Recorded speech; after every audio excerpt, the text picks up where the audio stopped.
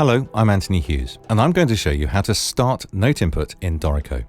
There are a few different ways to get started with note input using your computer mouse or keyboard, so you can choose the methods that best suit you.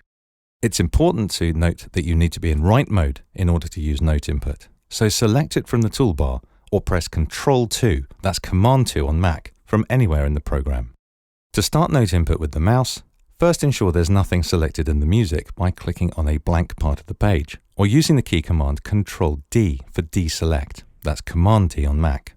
Select a note duration from the Notes palette in the left zone.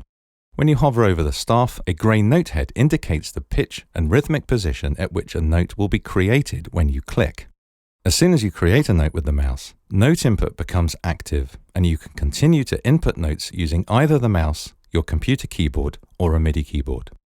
You can tell that note input is active by the presence of the caret and rhythmic grid. I'll tell you all about the caret and grid in another video. You can input notes at any rhythmic position simply by clicking with the mouse. Notes do not need to be entered consecutively.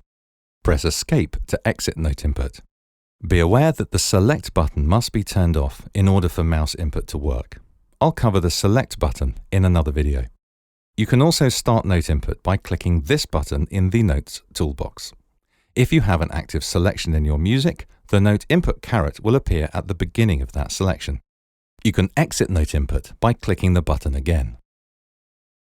In Dorico, selecting an item and pressing Return edits that item. You can also double-click with the mouse for the same result. This works for all sorts of music items, from dynamics to key signatures to playing techniques. And it works with notes as well, with the concept of editing notes here translating to note input. So make a selection, press Return, enter some notes, and press Return again to exit note input. I find this a very natural way to work, and is probably my go-to method for starting and stopping note input. The final method is another standard Dorico concept, which is using key commands of Shift plus a letter to input various different notations. For example, Shift-D will create dynamics, Shift-T will create tempo markings, Shift-C will create a clef, and so on. Shift+N will create notes.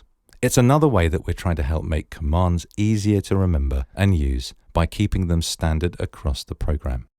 So, to recap, you can choose a note duration and start clicking with the mouse. You can engage the note input button in the Notes toolbox. You can double-click where you would like to start note input or make a selection and press Enter, and you can use Shift+N for notes. Let me know in the comments what your preferred method is, and remember to subscribe and hit the bell button to be notified of new videos.